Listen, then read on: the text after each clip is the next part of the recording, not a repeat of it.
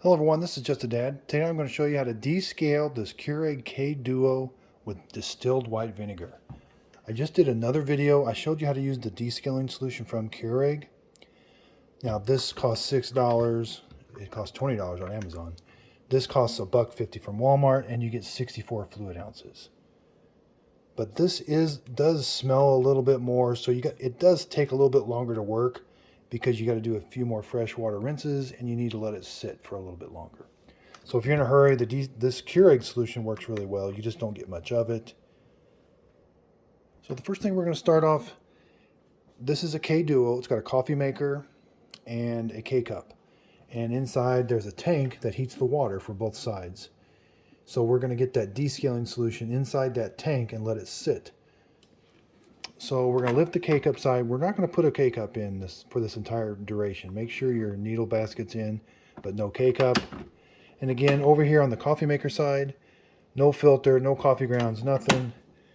Make sure your coffee pot's installed. Make sure it's empty. And if you have a water filter, now that little black thing down there is not a water filter, but you might have a water filter installed. Make sure you remove that for the entire process. First thing I'm going to do is I'm going to go empty the contents of this water reservoir. So my water reservoir is empty. I kind of skipped ahead a little bit. So this machine does not have a descale light, but is your coffee not tasting as good? Is the machine getting really noisy when it's heating up the water? Is it taking longer to brew? Those could all be signs that, or is your coffee not hot like it used to be when it came out? Those could all be signs that it's time to descale your coffee maker. It's a good idea to keep up on these K-Duos. If you've got really hard water, at least every 3 months. And if you use it a lot, definitely every 3 months. But if you don't use it much and your water's not that hard, at least every 4 to 6 months. You're going to need some sort of measuring cup. So we're going to take the vinegar. I want to fill this up pretty high. I'm going to get a little over 16 ounces of the distilled white vinegar. Basically, I'm just going to fill this all the way up to the top, which is probably about 18 ounces. I'm going to pour this right in the back. So that's about where it comes up. Now, I'm going to fill this up with water now, the same amount of water, and I'm going to put it in here. Okay, so here is just my fresh water from the sink. I'm going to dump it in here now. So I'm going to end up about the 8 mark. This is very important. I'm going to show you why in a minute. I'm not going to fill it all the way to the top. I want a 1-to-1 ratio. 1 big cup of this and to 1 cup of water. So 1 big cup of the vinegar to water. So my water and vinegar are back here now. Okay, so now back to the front side, we're going to turn the unit on. It's going to heat that water up. So we need to run that vinegar through the machine now. And here's how I'm going to do it. I'm going to make sure there's no K-Cup. I'm going to run it through the K-Cup side first. So I'm going to press K-Cup. I'm going to do 8 ounce and K. Make sure you've got a container down here to catch it. That's going to run that vinegar and water through the K-Cup side. Then I'm going to switch gears and go over to the coffee maker side. Okay, so I'm just going to throw this down the sink. For this next part, I need to make sure I've got at least 6, up to the 6 mark of water in here, because I'm going to run 6 cups through the coffee maker side. Okay, so again, this is empty, empty.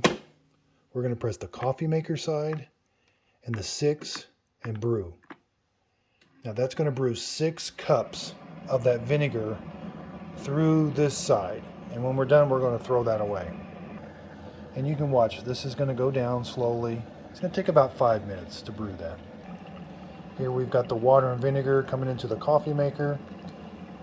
And again, when this is done up to the 6 mark, I'm going to take that over the sink and throw it out. Okay, so it's done brewing up to the 6 cup mark. I went a little over.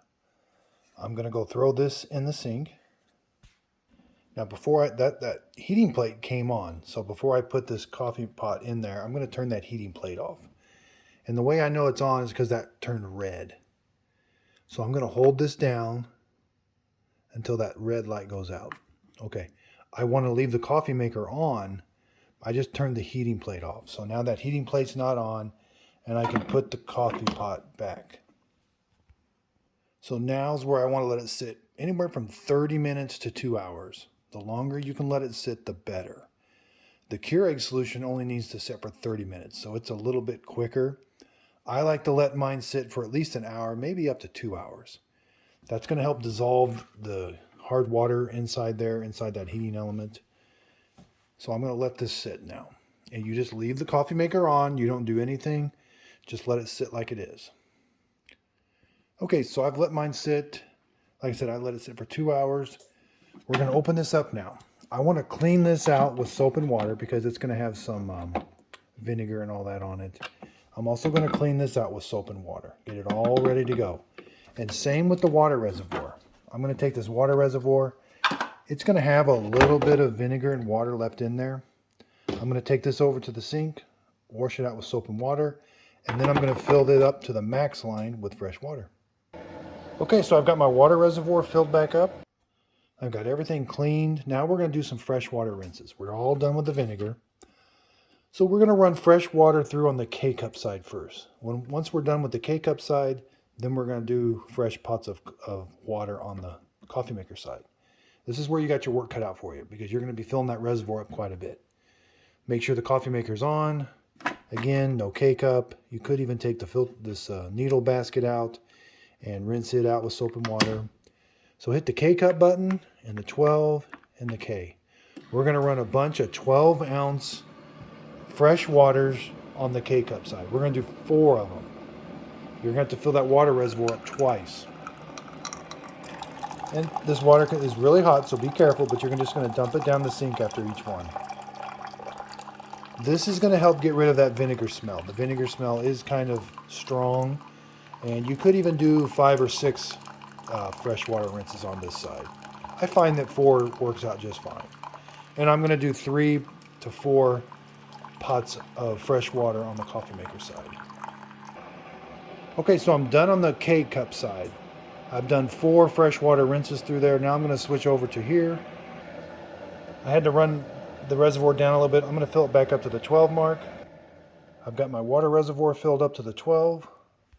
Again, no filter, but you do have to have this filter basket in, just no filter or coffee grounds. You do have to have the coffee pot with the lid installed. We're going to hit the coffee pot side. We're going to run 12 cups of water and hit the K. I got to do this 3 to 4 times.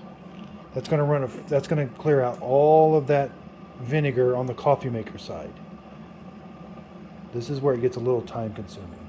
Each pot takes about 10 minutes, but at least you can go do something. But after 10 minutes, come back, dump that out, turn the coffee maker off, back on, so you can restart the process. Fill your water reservoir up, hit the coffee pot, 12, and brew.